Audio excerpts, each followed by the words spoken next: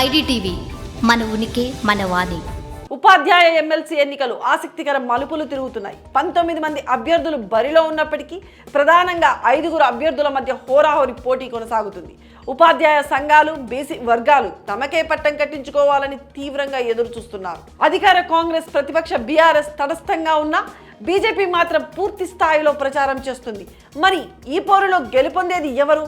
ఉపాధ్యాయ ఓటర్లు ఎవరి వైపు మొగ్గు చూపుతారో చూడాలి.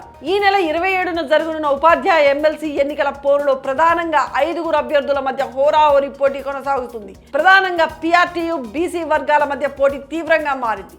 పీఆర్టీయూ నుంచి పింగళి శిప్రాల్ రెడ్డి బరిలో ఉండగా, అదే సంఘానికి చెందిన పూర్వ అధ్యక్షుడు పూల రవీందర్ బీసీ వర్గాల మద్దతుతో పోటీలో ఉన్నారు. మరోవైపు బీజేపీ అభ్యర్థిగా పులి సరోత్తమరెడ్డి పోటీ చేస్తున్నారు. స్వతంత్ర అభ్యర్థిగా గాల్రెడ్డి హర్షన్ వర్ధన్ రెడ్డి పోటీ చేస్తుండగా, మాజీ కూడా చైర్మన్ సుందర్ రాజ్ యాదవ్ కూడా బరిలో ఉన్నారు. పీఆర్టీయూ నేపథ్యంలో ఉన్న 4 అభ్యర్థుల బరిలో ఉండగా బీసీ వర్గాలు ఐక్యంగా నిలబడలేకపోతున్నాయి. బీజేపీకి బీసీ సంఘం జాతీయ అధ్యక్షుడు ఆర్ కృష్ణయ్య మద్దతు ప్రకటించగా, బీసీ జేఏసీ అభ్యర్థికి జాజుల శ్రీనివాస్ గౌడ్ మద్దతు తెలిపారు. దీంతో ఉపాధ్యాయ ఓట్లు ఏ దిశగా వెళ్తాయన్నది ఆసక్తికరంగా మారింది.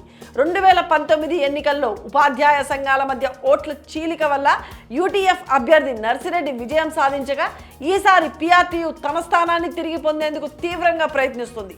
గత ఎన్నికల్లో పీఆర్టీయూ అభ్యర్థిగా పోటీ చేసిన పూల రవీందర్ 6279 ఓట్లు తెచ్చుకున్న రెబల్ అభ్యర్థి సరోత్తమరెడ్డి 1889 ఓట్లు తస్కరించబడింది. దీంతో ఓట్లు చీలిపోయాయి. ఇప్పుడు మళ్ళీ అదే పరిస్థితి తలెత్తుతుందా, లేక పీఆర్టీయూ ఏకతాటిపైకి వస్తుందా అనేది కీలకంగా మారింది. ఈ ఎన్నికల్లో అధికార పార్టీ అయిన కాంగ్రెస్, ప్రధాన ప్రతిపక్షమైన బీఆర్ఎస్ తటస్థంగా వ్యవహరించడంతో ఉపాధ్యాయ ఓటర్లు ఎవరి వైపుకు మొగ్గు చూపుతాయనేది సందేహంగా మారింది.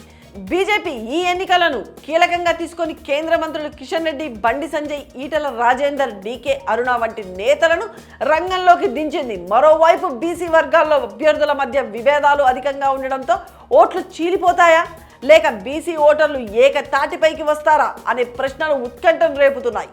ఈ కంటెంట్ కనుక మీకు నచ్చినట్లయితే లైక్ చేయండి, షేర్ చేయండి. మరిన్ని ఇంట్రెస్టింగ్ అప్డేట్స్ కోసం ఐడిటీవీని సబ్స్క్రైబ్ చేయండి.